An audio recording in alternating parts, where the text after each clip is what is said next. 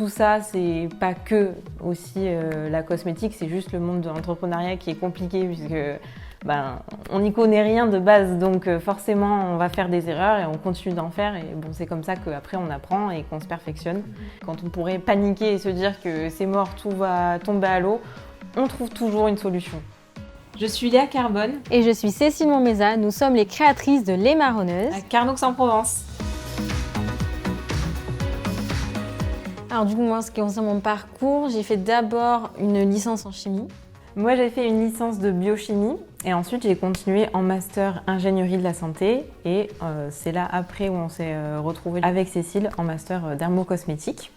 On s'est rendu compte que c'était une équipe qui fonctionnait plutôt bien. Pendant notre master, on a eu l'intervention d'un organisme qui s'appelle Pépite Provence, qui en fait accompagne les étudiants entrepreneurs. Et ça nous a beaucoup inspiré avec Léa, parce que lors de nos stages, quand on a commencé à chercher, ça a été très compliqué.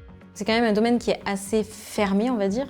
Vu qu'on voulait rester dans la région et qu'on voulait faire dans la formulation, en fait, on a décidé de créer nos propres emplois.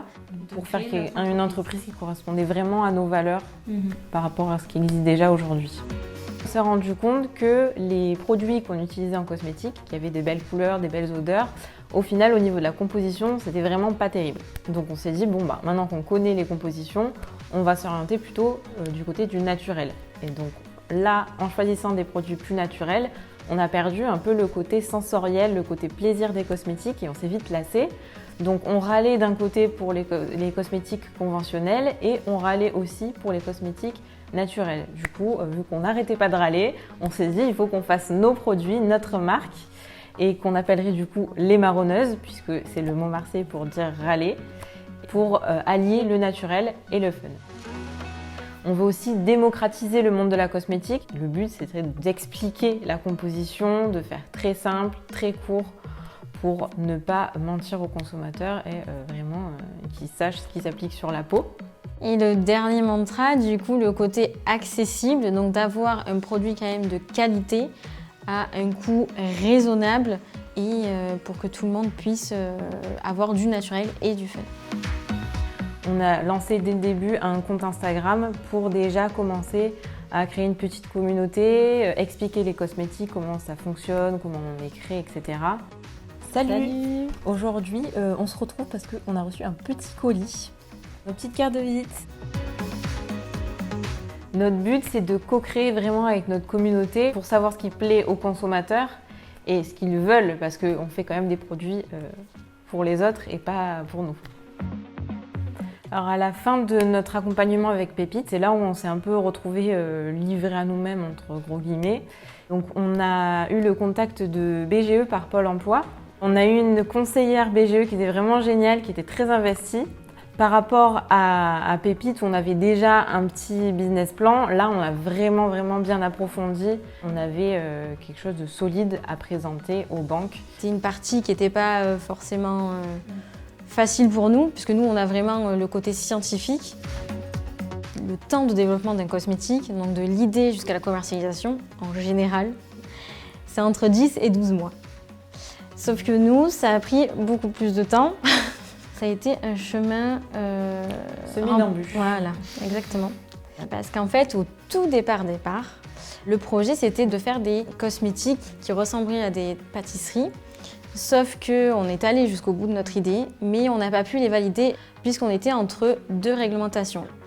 Donc on s'est posé, surtout qu'en plus il y a eu la crise sanitaire, et on s'est dit voilà, il faut pivoter un tout petit peu le projet. Donc on est parti sur des changements de texture.